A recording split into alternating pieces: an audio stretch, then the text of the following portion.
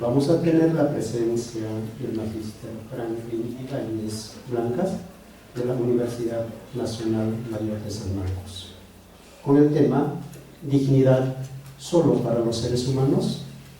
Entonces, tenemos acá la presencia de nuestro expositor.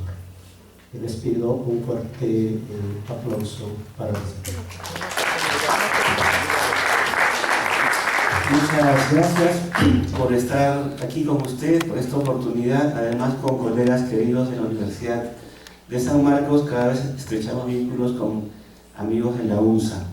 En el programa, el plan que yo tenía para esta conferencia se titula literalmente Dignidad solo para seres humanos, y era una reflexión sobre si podríamos aplicar la dignidad, por ejemplo, a seres sintientes como los animales, o a seres inteligentes, entre comillas, o entidades inteligentes como la IA.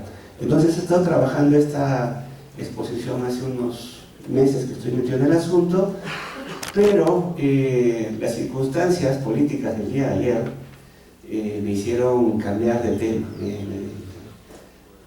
Estaba literalmente cerrando mi presentación de ayer cuando pasó lo que pasó, que ustedes saben muy bien, y entonces con el permiso de los organizadores he solicitado cambiar el tema, ¿ya? Entonces, si querían escuchar este tema, lo lamento, pero tengo que ser muy sincero, no lo voy a tocar. En cambio, me voy a dedicar a hablar sobre la incapacidad moral permanente. Otro día me pueden invitar, yo feliz a vuestra tema. Hace un tiempo escribí un libro, de hecho tuve la suerte de presentarlo aquí. Es una propuesta de la presentación que tuvimos el año pasado. El libro se titula El abuso de la ética, manual contra la incapacidad moral permanente. La portada oficial es esta, dos chicos jóvenes, digamos, abrumados por la incertidumbre política, pero la portada que me vetaron en la editorial era esa, que literalmente me hubiera encantado. Hace más juego con lo que pasó el día de ayer, además. O sea, literalmente me hubiera encantado agarrar el libro y... Pero bueno, tratemos de ser académicos entonces. Me temo que hasta el día de ayer he estado viendo a muchos comentaristas, estuve viendo algo de las mociones, no hubo tiempo para revisarlas todas, ha sido tan rápido, pero creo que la tesis principal del libro y la ponencia se mantiene, y creo que es importante hacerlo en un contexto como el actual, y más aún en una comunidad académica y filosófica. Entonces, es parte de lo que voy a decir. Miren, el artículo 113 que se ha empleado el día de ayer para vacar a la presidenta dice que se vaca por la permanente incapacidad moral. Mi diapositiva está desfasada porque ahora deberíamos añadir una cuarta persona, ¿verdad? Pero eso es de horas, lo siento, no me dio el tiempo a la madrugada ya para hacerlo. Kuczynski enfrentó 2 procesos, Vizcarra enfrentó 2 procesos, Castillo enfrentó 3 procesos, y Dina Boluarte en realidad solo enfrentó un proceso final, pero las mociones fueron mayores en cantidad. Entonces, las crisis que han sido producto de esta situación, creo que las conocen acá en el sur, bastante mejor tal vez que en Lima, se han sufrido, se han visto, y tal vez con indolencia se han pasado muy adelante por parte de una mayoría de opinión pública que no le interesa ver ciertos aspectos de la realidad nacional que son dolorosos. Entonces, solo sigo una introducción, un cuadro comparativo. No somos el único país que tiene causales tan subjetivas. Si se dan cuenta, en Argentina dice mal desempeño de la función. O sea, si una gran mayoría congresal encontrase que Milei está desempeñando mal su función, podría deponerlo. En Colombia, en cambio, es algo más parecido a lo nuestro. Literalmente dice indignidad por mala conducta. En Estados Unidos, tal vez el caso más estudiado, hay 5 causales corrupción, traición a la patria. Y hay una cláusula que dice misdemeanor, que es difícil de traducir, pero podría traducirse como inconducta. ¿Qué es una inconducta? Se abre el abanico a faltas morales o delitos menores, no tan graves como la traición a la patria o la corrupción.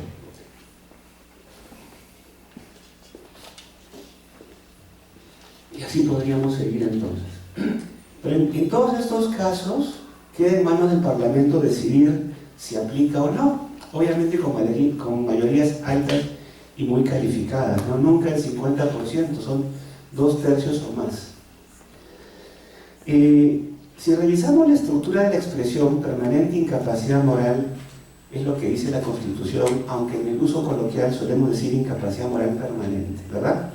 Bueno, tenemos 3 palabras ahí, un adjetivo permanente, un sustantivo incapacidad y otro adjetivo moral.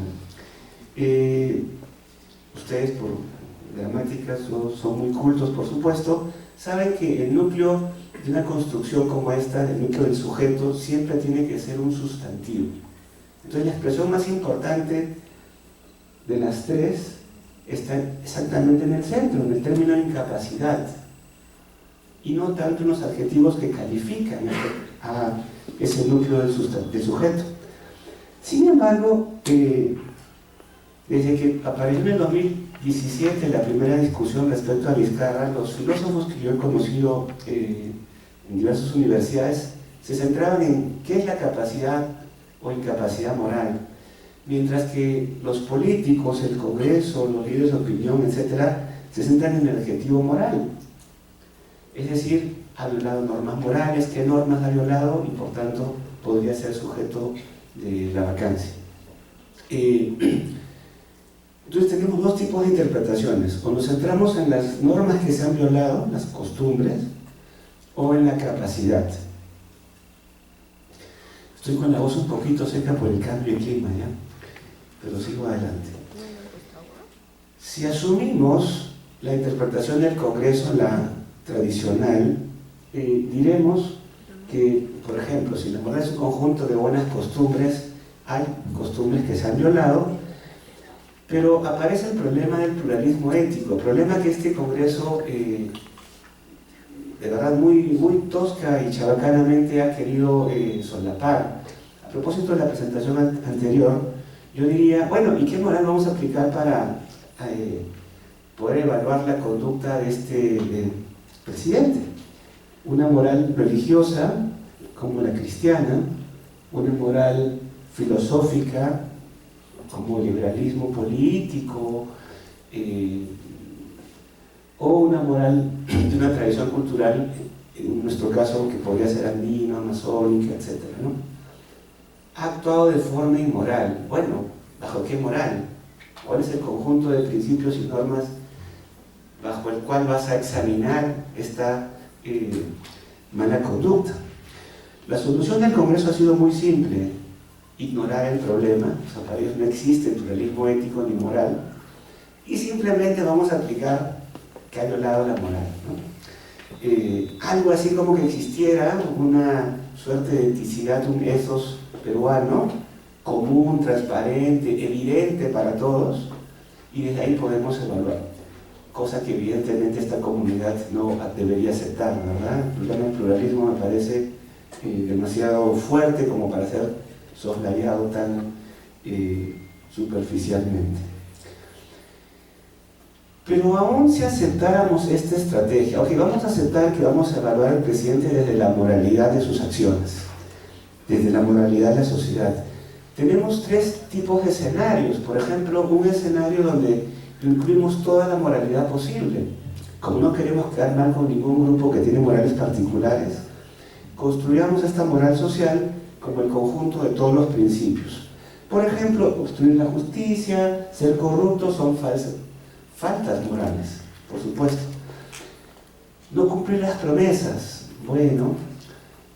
Y a propósito pongo el tema de la visión del género. Ustedes saben que Martín Vizcarra fue acusado porque el Minedo, en palabras de una congresista, Tamara Kimbongo, era Sodoma y Gomorra para ella, ¿no? El Ministerio de Educación es Sodoma y Gomorra, lo que promueve la ideología de género. Entonces, si el Congreso tiene una moral, por ejemplo, que ve el género como una ideología, algo negativo, y el presidente está promoviendo una currícula de género, evidentemente es inmoral. Y podría también darse el caso inverso. ¿Qué pasaría si el Congreso más bien es pro teoría de género y el presidente fuera más bien conservador y quita al presidente de la currícula porque cree que el género es una ideología? Entonces también podrían considerar que está haciendo un daño moral al no educar como debería. Es un ejemplo entre muchos posibles cuando queremos incluir cualquier tipo de valoración moral. Mi cometido aquí no es tomar partido a favor o en contra del género, ni el aborto, la eutanasia, ningún tema, sino decir que no es posible asumir que todas las creencias morales pueden incluirse sin contradicciones en un todo social. No tiene sentido.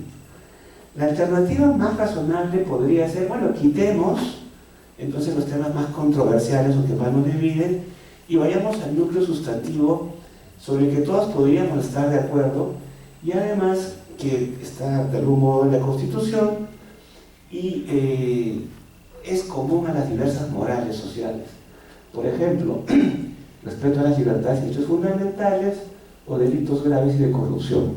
Tal vez aquí habría mayor consenso. Entonces no es que intentamos abarcar una mirada amplia sobre la moral, sino solo nos detenemos en los delitos más graves. Una interpretación intermedia podría ser, bueno, ni todo ni muy poco, sino muy poco más faltas morales propias de la función presidencial. Ustedes saben que el presidente,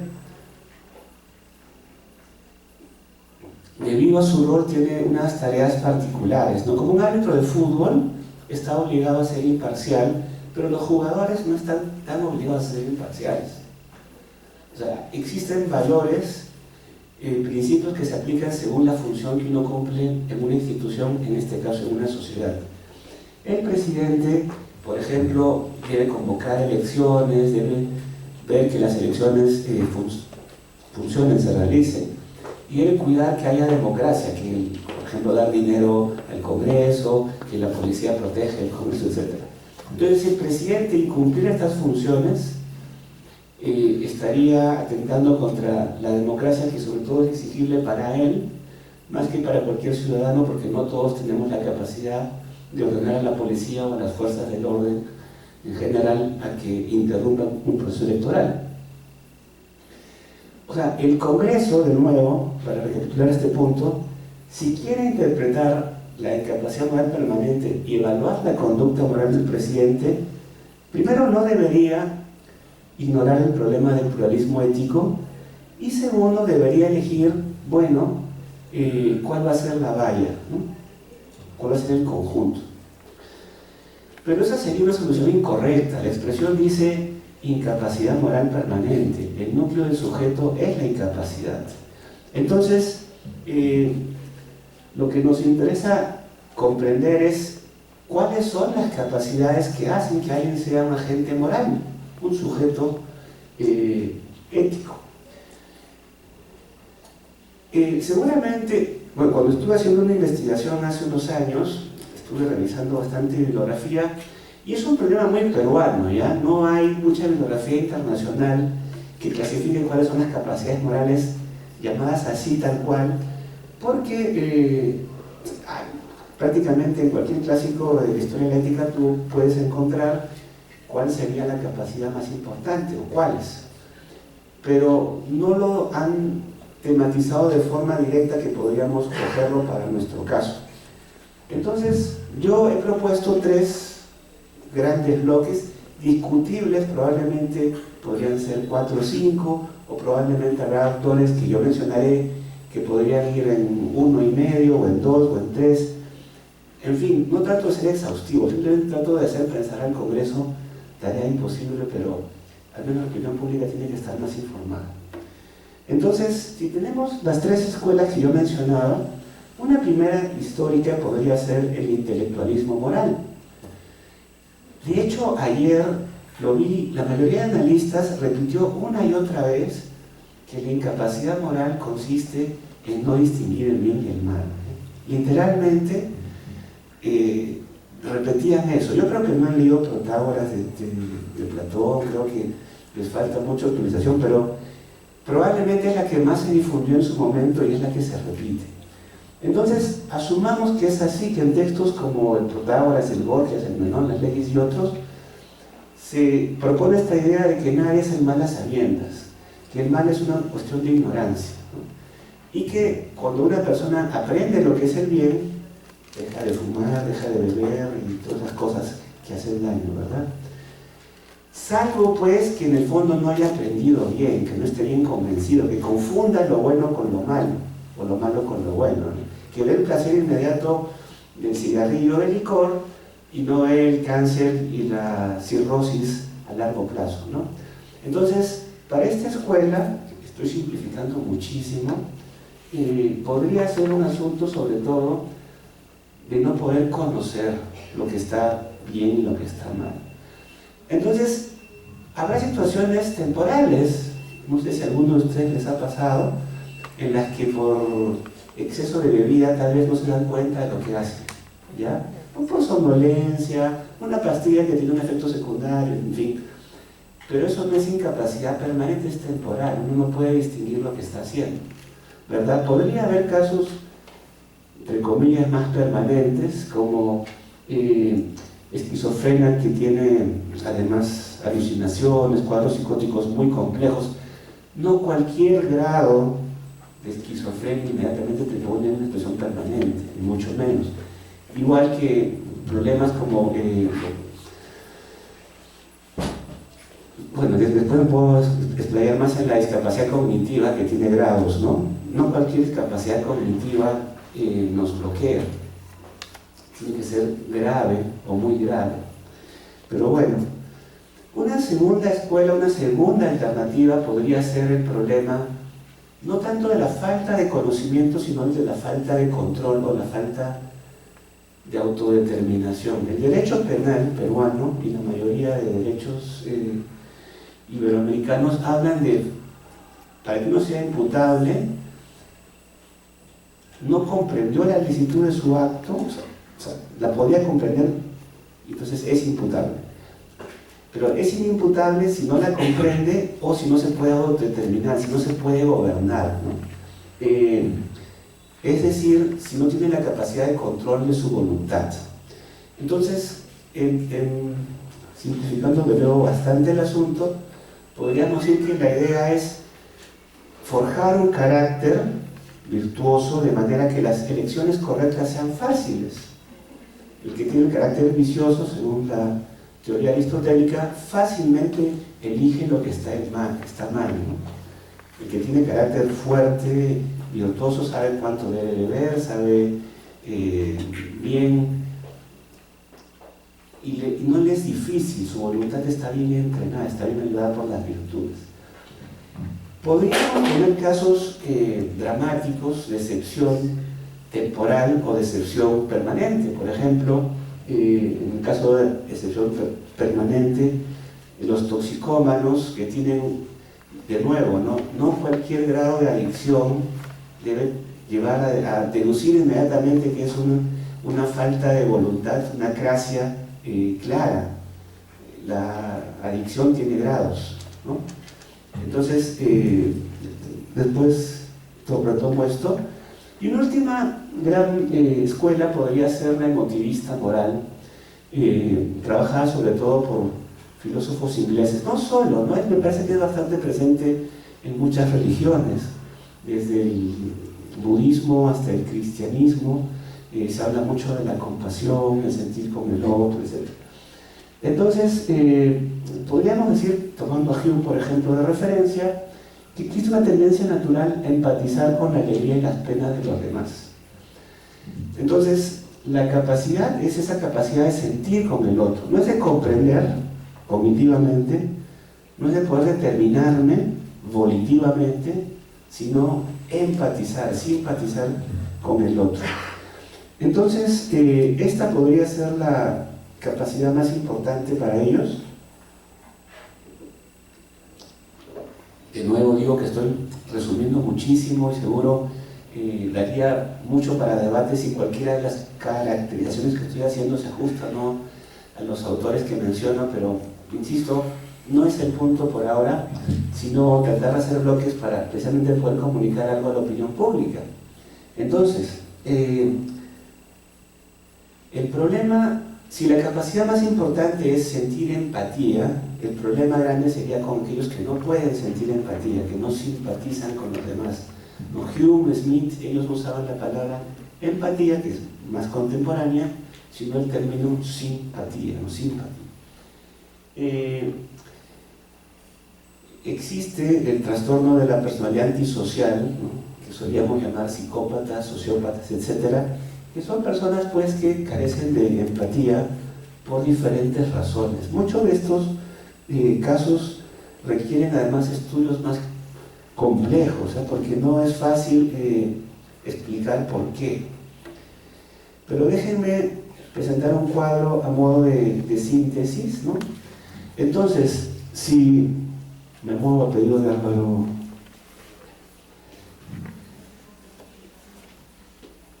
Si la capacidad más importante es conocer o distinguir el bien y el mal, ¿no? Estamos en la escuela del intelectualismo moral, y puede haber casos de ausencia temporal y ausencia permanente. Ausencia temporal, la embriaguez, la somnolencia. Ausencia permanente puede ser una grave discapacidad cognitiva, una esquizofrenia psicótica. Pero de nuevo, no es episódica, es algo muy fuerte y constante. Estaba Kuczynski, Vizcarra, Castillo o Dina Boluarte en ese caso, en esa situación. Desde la ética de las virtudes, podríamos decir que la capacidad moral más importante es la volitiva. Poder autodeterminarnos hacia lo que se considera bueno, poder elegir el bien. En ese caso hay también episodios eventuales, como podría ser, por ejemplo, el caso de la emoción violenta, el miedo insuperable. No sé si aquí algunos sufren de musofobia, ese miedo a los ratones, donde aparece un ratón en sala y agarro tu celular y lo aviento para matar al ratón, ¿no? No es que quería detener, no quería destruir el celular, lo que quería hacer simplemente era salir de control, no podía contenerme, ¿no? La emoción violenta es semejante. Bueno, y los casos permanentes pueden ser adicciones o trastornos de control de impulsos, pero siempre estamos hablando de situaciones que requieren un diagnóstico clínico que es bastante complejo para poder decir que es permanente e irreversible. Se habla de que Vizcarra era un mitómano, que probablemente todos los políticos tienen algo de mitómano, pero ¿lo estamos haciendo en serio o solamente como una herramienta política? Y desde el emotivismo moral, la capacidad clave sería el sentir con nosotros, la capacidad empática. Por supuesto que yo puedo estar resentido con alguien y ser poco empático en este momento con alguien porque, qué sé yo, por lo que sea. O tener yo un mal día y tener tan mal día yo que en ese momento soy poco empático con los demás. Pero son situaciones temporales. El problema se da cuando estamos realmente con el trastorno de la personalidad antisocial, ¿no? Cuando es una situación grave, tipo estos lobos solitarios que aparecen en las películas y en las series, pero que también aparecen de vez en cuando en noticias de Estados Unidos cuando entran a escuelas, ¿se acuerdan? Y matan gente, menores de edad, en colegios. No son personas que no comprendían lo que estaban haciendo, tenían capacidad cognitiva, sí, y también podían contener sus impulsos. De hecho, muchos de estos asesinos han planeado sus atentados por años. O sea, no ha sido una acción impulsiva. El drogadicto no se puede controlar en ese momento, pero muchos de estos casos dramáticos del trastorno de la personalidad antisocial, entonces, no parecen ser un problema cognitivo-volitivo en primer lugar. Por supuesto que podemos, a modo de redondear, decir que no necesariamente las tres capacidades trabajan de forma independiente. Yo más bien pienso que una persona promedio las ha incorporado. O sea, es parte de la educación regular moral de la mayor parte de culturas del mundo contemporáneo. Pero si se dan cuenta, ya estamos dejando el tema ético para pasar a psiquiatría forense, ¿no? No sé si aquí hay algún psiquiatra podría diagnosticarnos si efectivamente Kuczynski, Vizcarra, Castillo o Dina Boluarte caben en estas tres situaciones de forma permanente. Yo particularmente creo que no. Entonces, a modo de síntesis,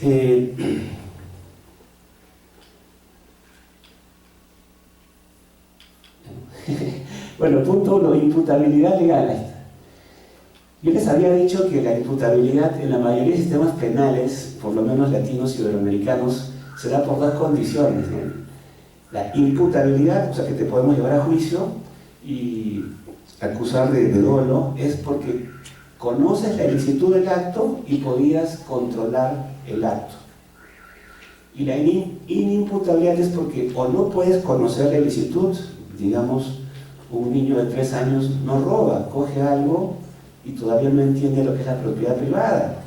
Y algunas personas adultas, pero con una discapacidad cognitiva grave, tampoco roban, es que nunca van a entender lo que es propiedad privada, que es un constructo cultural, histórico, etc. Entonces, de nuevo, por eso es que no pueden ser sujetos imputables, sino que se llama inimputables. En cambio, se suele poner a los psicópatas como imputables. Lo cual es curioso, pero ¿qué pasa con el caso de la psicopatía que se está estudiando y debatiendo actualmente? Si tiene causas genéticas que no dependen de uno, ¿no? Un tal Phineas Gage, que seguramente habrán escuchado más de una vez, recibió un golpe, un fierro le atravesó el cráneo, y a partir de ahí desarrolló conductas agresivas que parece que no podía controlar. Entonces, si no estaban a su alcance, podríamos pensar eventualmente excepción para ciertas formas del trastorno de la persona antisocial. O sea, fíjense la profundidad del asunto que el Congreso no le interesa para nada suponer. Estamos hablando de cosas muy serias en el derecho penal, en la vida social, en la vida moral. Cuando alguien es incapaz de hacer el mal, es inimputable, es también incapaz de tomar decisiones personales. Por ejemplo, en diversos sistemas se habla de interdicción, curatela, tutoría, porque hay personas, por ejemplo, piensen en un chico con síndrome de Down, que tiene que recibir una herencia, y entonces alguien se puede aprovechar, y entonces se pone en suerte de tutor, etc., ¿no? O gente mayor que se quiere casar, pero dice, no tiene tendencia senil, esta persona que se quiere casar con él o con ella, quiere aprovecharse de sus bienes. Entonces, se les va reduciendo el ejercicio de derechos, que en principio no es su capacidad de hacer el mal, es su capacidad de hacer cosas buenas, casarse, recibir una herencia, etcétera, son cosas buenas. Pero, como se les quita la responsabilidad por el mal, también se les quita la responsabilidad para actuar. Entonces, eso significaría que estamos diciendo que Dina Boluarte, que Vizcarra, Kuczynski, Castillo, etcétera, no deberían ser juzgados, porque son inmoralmente incapaces. O sea, los pondríamos en una situación de inimputabilidad para el sentido común, creo yo, de la mayor parte de la ética tradicional, si es que se está hablando en serio, ¿ya? Otra alternativa, bueno, o otro problema que nos supone lo anterior es, bueno, ¿y qué hacemos con una persona que está en permanente incapacidad moral por cualquiera o por todas de las situaciones que mostraron? ¿Deberíamos sentir compasión de ellas o temor social? Seguramente muchos de ustedes conocen los estudios de Foucault respecto de la peligrosidad, del castigo, ¿no?, de la criminología. Entonces hemos estado buscando una suerte de chivos expiatorios y efectivamente de repente hoy estamos en una suerte de bamboleo entre un demente que antes andaba por la calle sin ropa, desnudo, suscitaba miedo y ahora suscita compasión. Pero entonces, si necesitan ellos alguna protección para no hacerse daño, etc., estamos hablando de una mirada, se les consideraba peligroso, riesgo social, ¿no?, y por eso iban a cárceles. Ahora se dice que no, que por su propio bien y por la sociedad mejor que vayan a refugios psiquiátricos, pero de todas maneras es una mirada donde le estamos quitando agencia, ¿no? Es eso es lo que estamos queriendo para Vizcarra, Cuyuki y todos ellos, que vayan a un psiquiátrico en vez de un penal. ¿No? Lina Boluarte, que ayer que hicimos muchos peruanos hicieron guardia en embajadas para que no se escape, ¿no? No podríamos reprocharles por lo malo ni alabarles por lo bueno, porque no son agentes morales, estamos negando su agencia moral. En realidad, y con esto termino, los estaríamos reduciendo a la amoralidad. Un sujeto con incapacidad moral permanente no es más un ser inmoral. Si en verdad es un asunto permanente, tengo que explicar cuáles de las escuelas estoy utilizando para decirlo, ¿no? Y probablemente estoy más cerca de la moralidad y de una incapacidad mental o psíquica que ha devenido en una falta de capacidad para actuar moralmente, como sostienen algunos intérpretes de la Constitución, respecto del uso del término moral en el siglo XIX en las constituciones peruanas, ¿ya? Entonces con eso, y quiero terminar diciendo que ayer casi no pude dormir, ¿ya?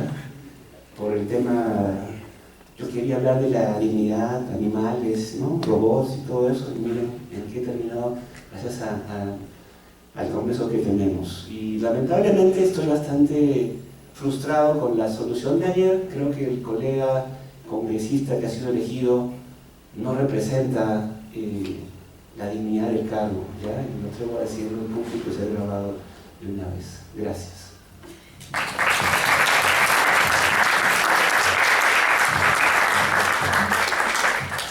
Muchísimas gracias, Dr. Franklin, por esta magnífica presentación. Nos has traído un tema muy actual, coyuntura actual, que todavía ni siquiera han pasado 24 horas. Muchísimas gracias. Vamos a pasar a la ronda de preguntas. Por acá tenemos al profesor Casillas y la profesora Lourdes.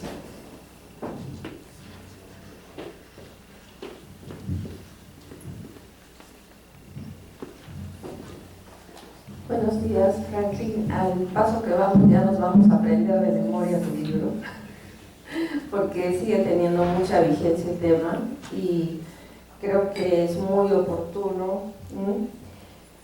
Sin embargo, también expreso a partir de este micrófono el sentirme indignada por lo que ha pasado. Creo que sí merecía definitivamente Boluarte salir de la presidencia. No que renunciara, sino en realidad votarla. Sin embargo, me indigna mucho la elección en quién ha recaído.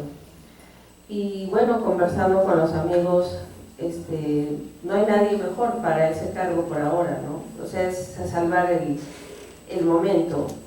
Justo por ahí va mi pregunta, ¿no? Y mi pregunta se refiere a si en aras de la gobernabilidad se debe sacrificar la ética, ¿no?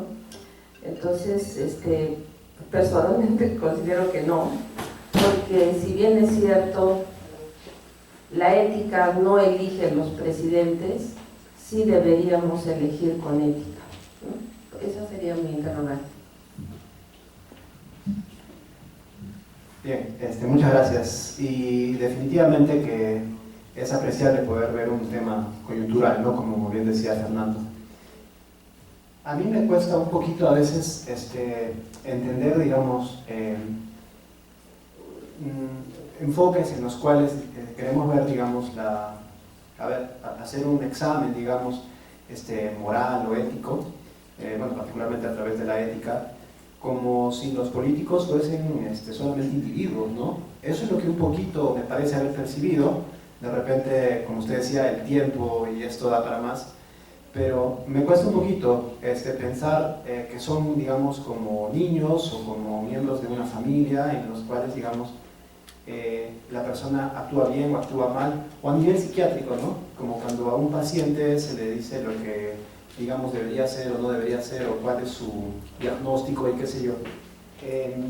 no sé si usted ha visto la necesidad de ver más bien en ello móviles un poquito más, de repente, vamos a decir, amplios, por así decirlo, ¿no? Como móviles económicos, como intereses, digamos, de grupos y todo ello.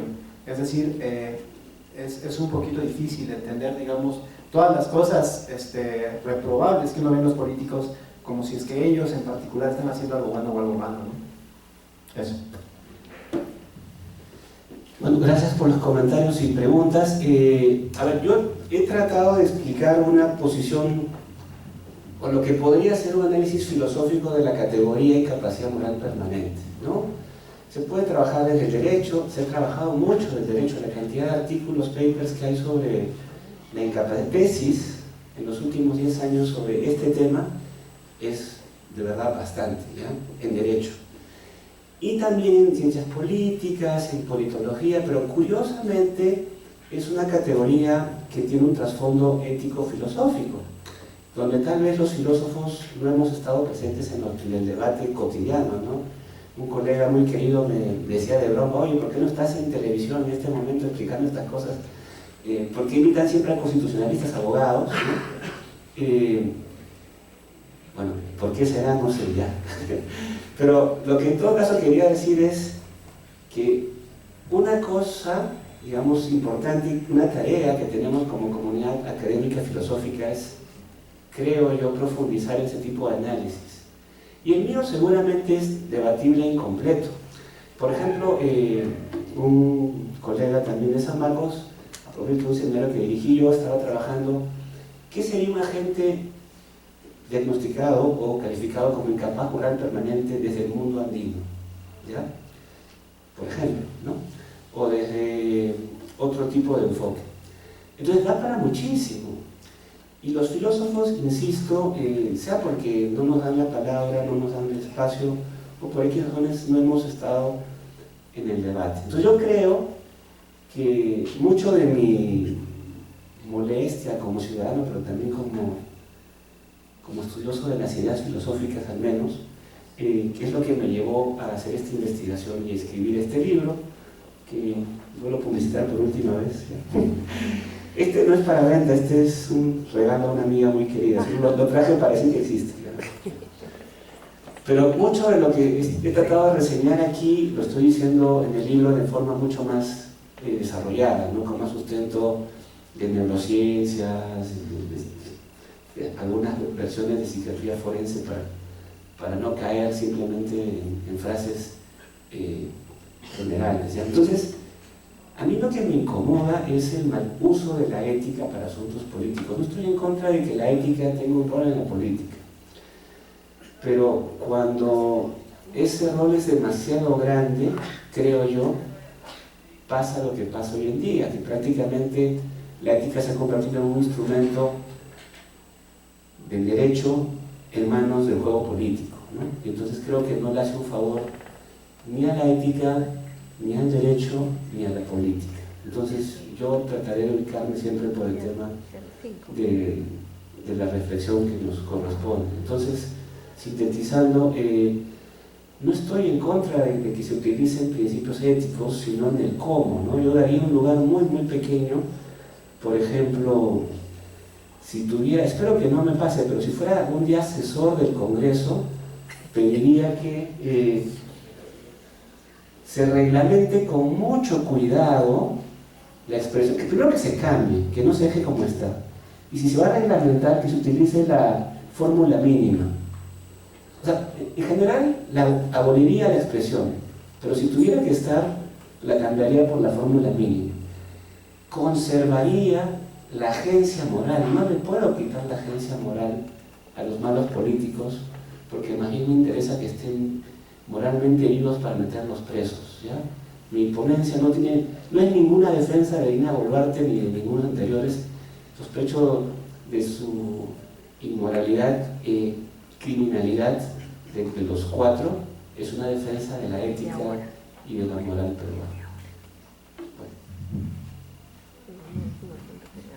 Buenas tardes. Felicitaciones por la exposición. Estoy de acuerdo en en el espíritu que tiene la norma, ¿no? En lo que nos ha querido dar a entender. Es más, yo he escuchado que el espíritu de la vacancia moral permanente es justamente, bueno, usted lo ha dicho más formalmente, pero yo lo puedo decir más coloquialmente, es cuando el presidente se bloquea. No tanto cuando comete inmoralidades, porque justamente la moral no es objetiva, ¿no?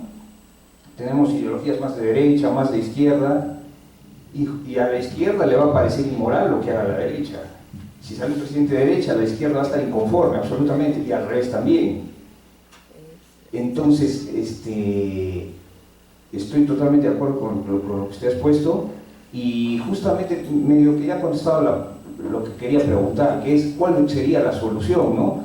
Porque el hecho de no poner específicamente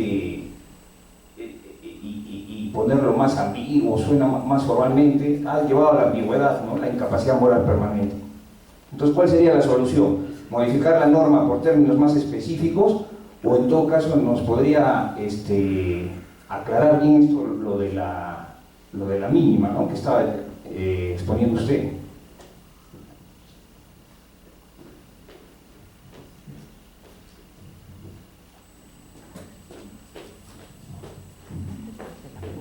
Gracias, Francis, por tu presentación. Me preocupa un poco que sea capacitista tu presentación, es decir, la mirada que tenemos de las personas con discapacidad. Me pregunto, ¿una persona con síndrome de Down no podría ser congresista, por ejemplo? O una persona que tiene temas con el alcohol no podría ser representante del Estado. Son neurodivergencias, son divergencias cognitivas también. Generalmente los serial killers son las personas más empáticas en todos los estudios psiquiátricos, porque saben perfectamente cómo alguien tiene que sentir dolor para poder ejercerlo y tener placer con el dolor del otro.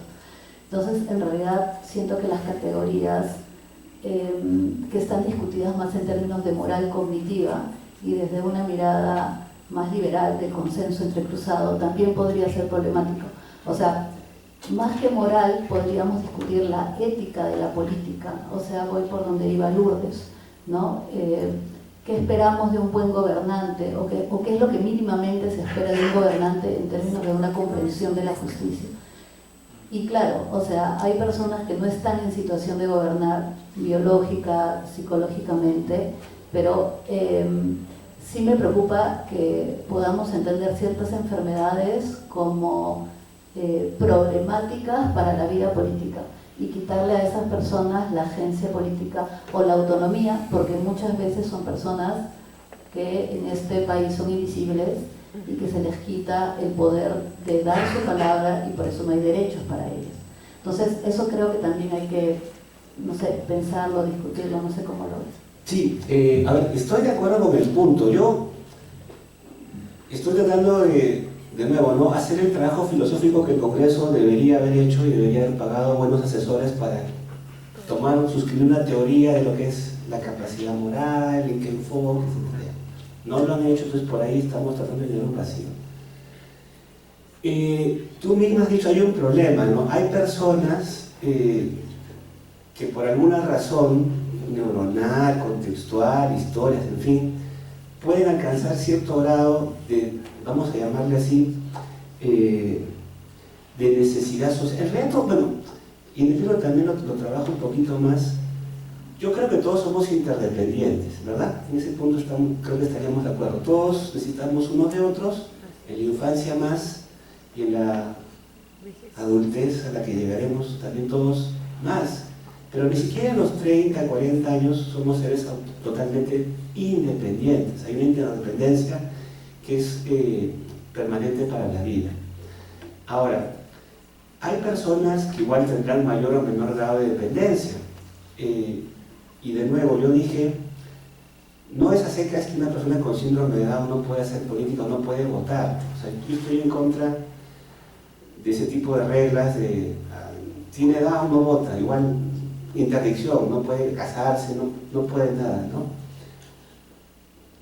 Aún con lo discutible que es esta gradualidad de coeficiente intelectual, ¿no? Se suele hablar de, yo por eso dije, no solamente en casos de grave o muy grave, no de moderada ni de leve.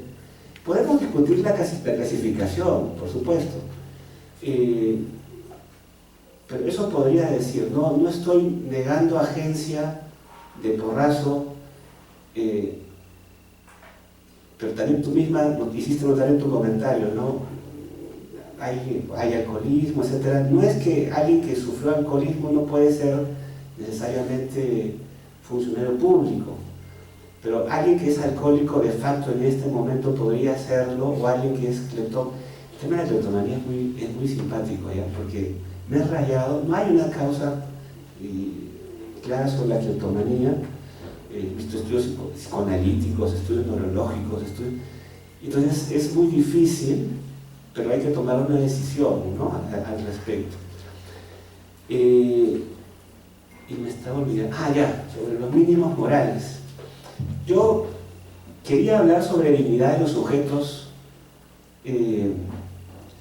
aunque tal vez sea poca la agencia moral que presente, ¿no? Y en realidad mi investigación, la que había planeado para esta mañana, tiene que ver precisamente con sujetos con discapacidad cognitiva radical, por ejemplo, ¿ya?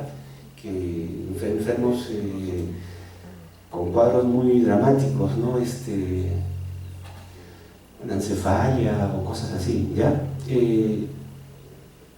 Pero lo curioso es que, digamos, hay personas que nacen con una parte del cerebro, sin una parte del cerebro, con el cerebro incompleto, o que no se va a desarrollar, etc. Pero la sociedad, sin embargo, sí podría encontrar una suerte de mínimos morales que curiosamente no encuentra, pese a que aparentemente no habría ninguna disfuncionalidad, o como lo queramos llamar. Y para mí, o sea, el tema de la dignidad humana, yo decía, si es que hubiera un mínimo, tendría que ser, por ejemplo, ¿no? Yo no puedo creer que sea presidente alguien que ha sido acusado de violación, o alguien que ha mandado matar personas, ¿no? O sea, estamos hablando de un mínimo de dignidad que todos deberíamos suscribir, al margen de ser de izquierda o de derecha, de ser de la cultura andina, masónica, cristiana, atea, etcétera, ¿no? Y para mí, precisamente, el problema de esos mínimos, que deberían ser evidentes, es que a veces pasan detrás del juego político y no lo somos, ¿no? Y una última palabra, estoy luciendo una camiseta a propósito de una petición donde para mí es evidente que hay un genocidio, ¿ya? Por lo menos para mí, y o sea, hay cosas en las que no podemos andar con medias tintas, hay temas que son claros, algunos tal vez no, pero algunos sí lo son.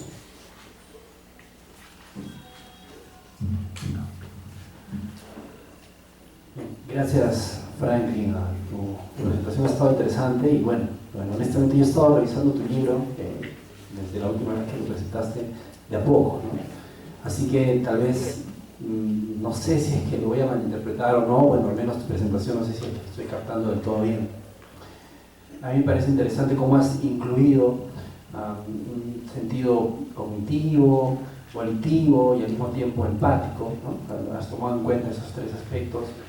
Pero me llamaba la atención un poco también un sentido de sensibilidad contextual. Y lo menciono porque entiendo que en la esfera ética pues los conceptos se transforman de manera bastante interesante, ¿no? Entonces, escuchaba en la anterior pregunta, ¿qué esperamos nosotros, por ejemplo, de un gobernante? Y eso tiene que ver, por ejemplo, con expectativas negadas. Y a partir de esas expectativas negadas nosotros podemos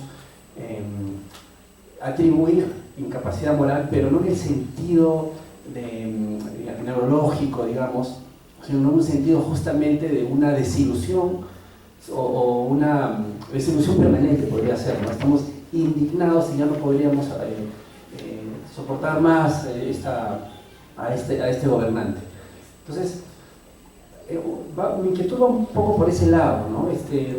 Si es que, bueno, de hecho me parece interesante, pero si es que nos tendríamos que limitar a esta reflexión sobre, yo no sé, yo no quiero atribuir a a tu propuesta una búsqueda de pureza conceptual, no creo que sea eso, principalmente, pero a veces siento que estás tratando de separar lo ético de lo político. Yo sé que no lo estás haciendo, ¿ya? Pero no, el punto aquí tiene que ver con que lo permanente, la incapacidad que se le puede atribuir a un gobernante puede venir en principio por un sentimiento, por ejemplo, un sentido de indignación, digamos, ¿no? Entonces, mi cuestión va un poco dirigida hacia eso, ¿no? ¿Por qué no darle espacio también a esta transformación de los conceptos, algo que sucede normalmente en el sentido ético, ¿no? Vivido, en el sentido ético de nuestra propia experiencia como pobladores peruanos en este caso?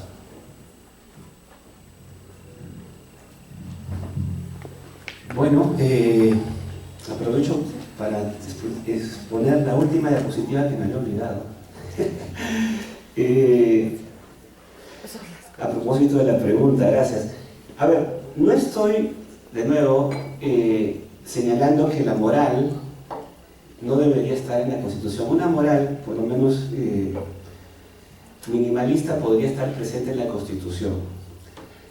Pero de repente no es necesario incluir la palabra moral para decir que la Constitución tiene elementos morales. Si yo digo, por ejemplo, en el caso peruano, ¿no? La defensa de la dignidad humana es el fin supremo de la sociedad y el Estado, por supuesto que es una premisa moral. No tengo que añadir la premisa moral fundamental de la Constitución esta. Puedo hacerlo, pero la ventaja de no incluir una expresión como incapacidad moral es que ya hemos visto hasta ayer a medianoche que se presta mucho la interpretación de turno y de la fuerza de votos. Entonces lo que yo haría para ser suficientemente contextualista, diría yo, suficiente, es que, por ejemplo, ya tenemos identificados cuáles son las faltas morales más graves, creo yo, y entonces las podríamos poner en el 113 o en el 117, ¿no? Y decir, traición a la patria, por ejemplo, está, pero no está haber utilizado las fuerzas del orden para acribillar a los ciudadanos. Entonces, hay una contradicción extraña, ¿no? ¿Por qué no poner un acápite, un inciso que diga violaciones graves de los derechos humanos?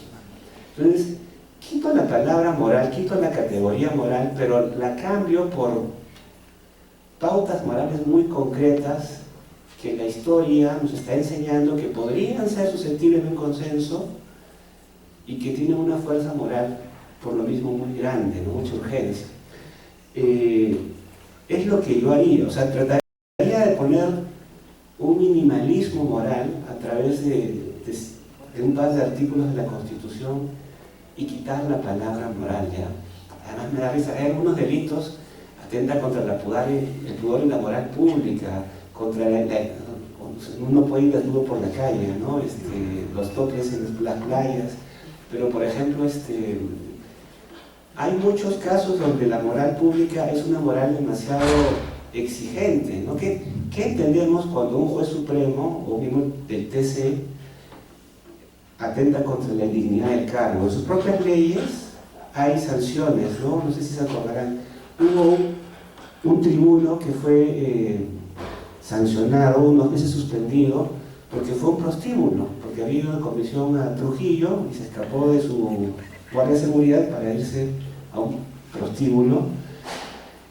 Entonces uno podría discutir, ya bueno, pues es un prostíbulo, y si literalmente, muchas juezas no pueden ir en ropa de baño en la playa porque sienten que están yendo en contra de las normas de la dignidad del cargo, la investidura. Entonces, ¿qué estamos entendiendo? En vez de dejar frases moralidad, dignidad, etc., seamos más explícitos con qué parte de la moralidad nos interesa legislar y justifiquemos por qué eso es tan grave como para tenerlo reglamentado y legislado. Bueno, muchas gracias. Muy bien.